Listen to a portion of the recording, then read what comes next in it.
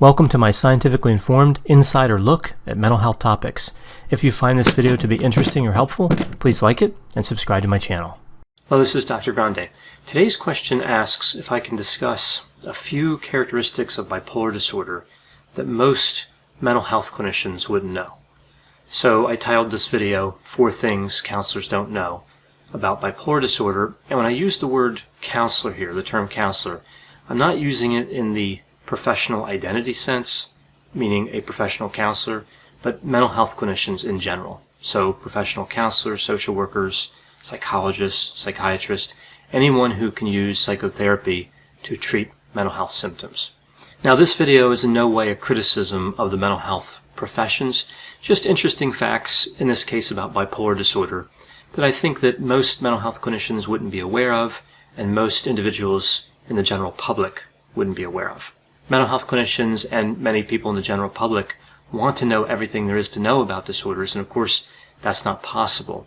We strive to know everything, but we can't. But we can certainly, at least with particular disorders, try to discover as much as possible to bring that information to treatment. So no mental health counselor can know everything, including me, but we're always striving toward that goal.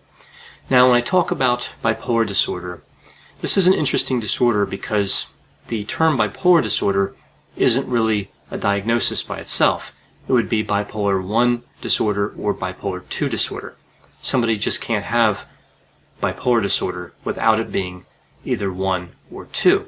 And sometimes we also hear of psychotherapy disorder, and that's referred to as bipolar III disorder once in a while, but that of course is not an official name for psychotherapy disorder. Psychotherapy disorder is the name of the diagnosis. Bipolar III is really more an informal term I hear used.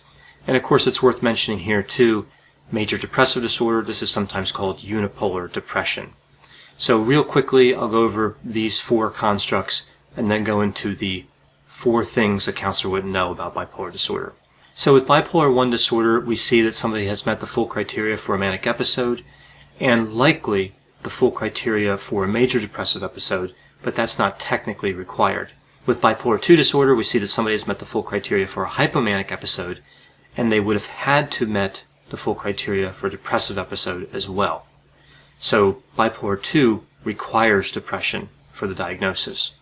With psychotherapy disorder, we see that somebody has symptoms of mania and symptoms of depression, but none of those symptoms rise to the level of full criteria for either a manic episode or a depressive episode, or for that matter, a hypomanic episode.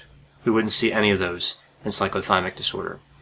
And with major depressive disorder, somebody has met the full criteria for a depressive episode, but not a hypomanic or manic episode. So with the first item that most counselors wouldn't know about bipolar disorder, the first thing would be that hypomania appears in both bipolar I disorder and bipolar II disorder. A lot of times, because of the way the criteria are written, counselors think, well, if somebody has bipolar I disorder, they only have manic episodes. And if they have bipolar II disorder, they only have hypomanic episodes. Well, with bipolar II disorder, that would be correct. If somebody has bipolar II disorder, they wouldn't have manic episodes, but rather only hypomanic episodes. But somebody with bipolar I disorder would have at least 1 manic episode in their history, but they could also have a number of hypomanic episodes. So both manic and hypomanic episodes can happen with bipolar I disorder. Only hypomanic episodes can happen with bipolar II disorder. Another important distinction while I'm on this topic of mania versus hypomania and bipolar I versus bipolar II is that bipolar II isn't really a less serious version of bipolar I. Bipolar II actually has more episodes associated with it in terms of the lifetime. So if you think of depressive episodes and hypomanic episodes, you would see more episodes total overall on average with bipolar II than with bipolar I. And also in terms of suicide attempts, we see just as many suicide attempts with bipolar II as we do with bipolar I, and actually the lethality of the suicide attempts is higher with bipolar II. So both bipolar I and bipolar II are serious disorders. So moving on to the second thing that most counselors wouldn't know about bipolar disorder, I call this the Oneway Street phenomenon of bipolar disorder. So if we think about bipolar I disorder in terms of thinking about it as a diagnosis, we know that it requires a manic episode. And if we look at other major mood disorders like major depressive disorder and bipolar II disorder, we see that they don't. Major depressive disorder, as I mentioned before, has no mania or hypomania, and bipolar II has hypomania. Now, what's interesting about all these diagnoses together is there's a one-way street type of action that occurs. If somebody has major depressive disorder and they have a hypomanic episode, and I'm assuming here that it's not misdiagnosed, that they actually had a hypomanic episode that qualifies like we see in bipolar II disorder, they would move from major depressive disorder to bipolar II disorder and could never go back to major depressive disorder even if they never had another hypomanic episode. So it's a one-way street. Major depressive disorder over to bipolar II disorder. This happens about 12% of the time when individuals are originally diagnosed with major depressive disorder. They eventually would be diagnosed with bipolar II disorder. Now, the same thing happens with bipolar II disorder and bipolar I disorder. So if somebody has hypomania and then they have a manic episode and they're re-diagnosed from bipolar II to bipolar I, there's no going back to that bipolar II diagnosis, even if they only have hypomanic episodes from that point on. Once there's been a manic episode, it's bipolar I disorder. If an individual is diagnosed with bipolar II disorder, there's about a 10% chance that eventually they'll be diagnosed with bipolar I disorder. It's also worth noting here that somebody can have major depressive disorder and then have a manic episode with no history of hypomania and be diagnosed as bipolar I disorder. So bipolar II disorder doesn't have to be an intermediate step between MDD and bipolar I. It sometimes is, but it doesn't have to be. So this one-way street phenomenon is actually pretty interesting because we don't see this with a lot of disorders. This is a characteristic we see with MDD, bipolar II, and bipolar I. But a lot of times when we think of mental disorders, we think if the full criteria are not met for a certain period of time, then somebody would no longer have the disorder. Or they could be diagnosed with another disorder, a disorder with less severe symptoms or different symptoms. Again, not the case with bipolar disorder. So moving on to the third item that most counselors would not know about bipolar disorder, this one deals with the construct of rapid cycling. A lot of mental health clinicians know that rapid cycling exists, but don't really understand all the aspects of it. So rapid cycling is a core specifier for bipolar I disorder and bipolar II disorder. And what it means is this is when somebody has 4 episodes in a 12-month period.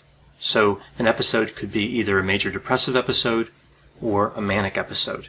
Now normally with bipolar disorder, we would see maybe 1 or 2 a year. So 4 is quite a bit, and that's of course why it has this specifier rapid cycling set aside.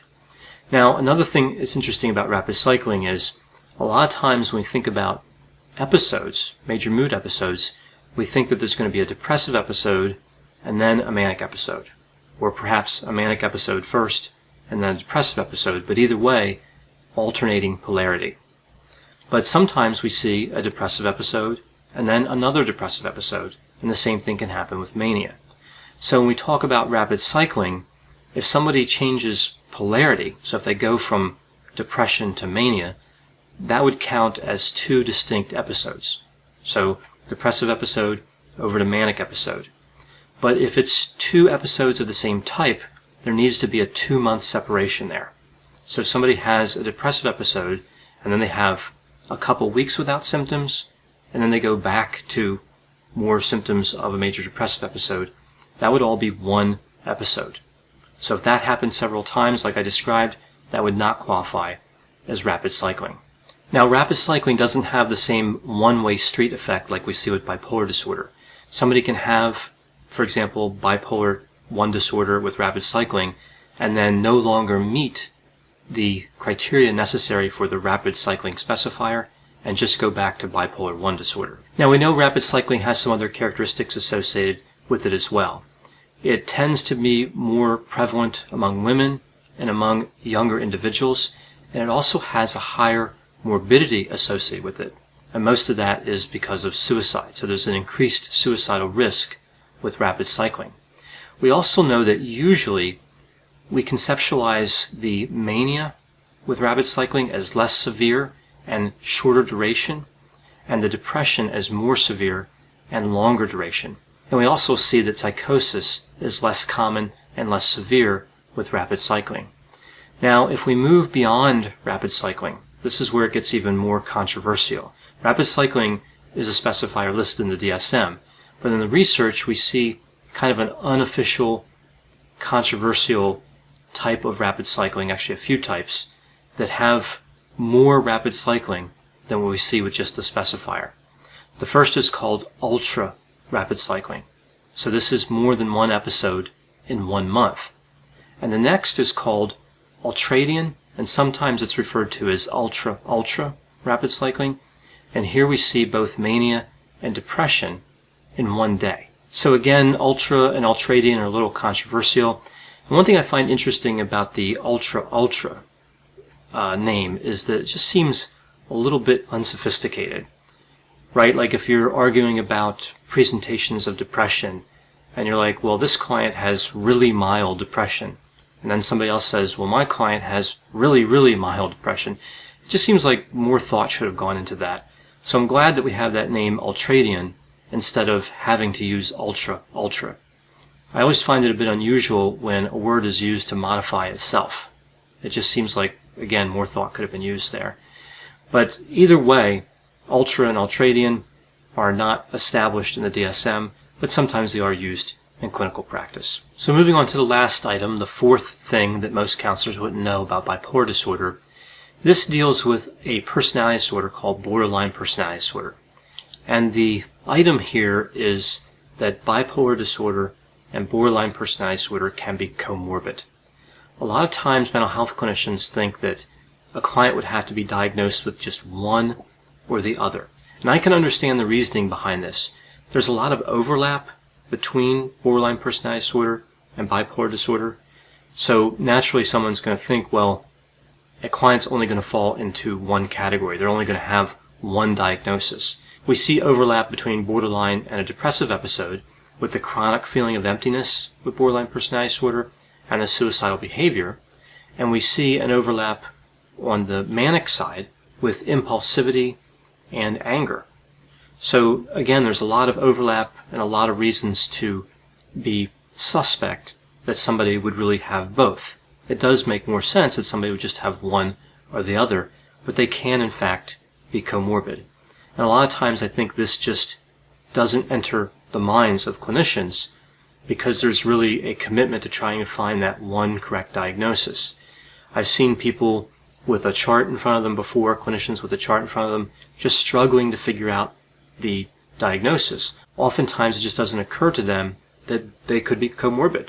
Both of those disorders could be there. Now, I don't think that's necessarily the first place to go diagnostically. Again, statistically, it'd make more sense that somebody would have one and not the other. But comorbidity is always something to consider, and we know that borderline personality disorder has high comorbidity with major depressive disorder, so it makes sense that it could be comorbid with bipolar disorder.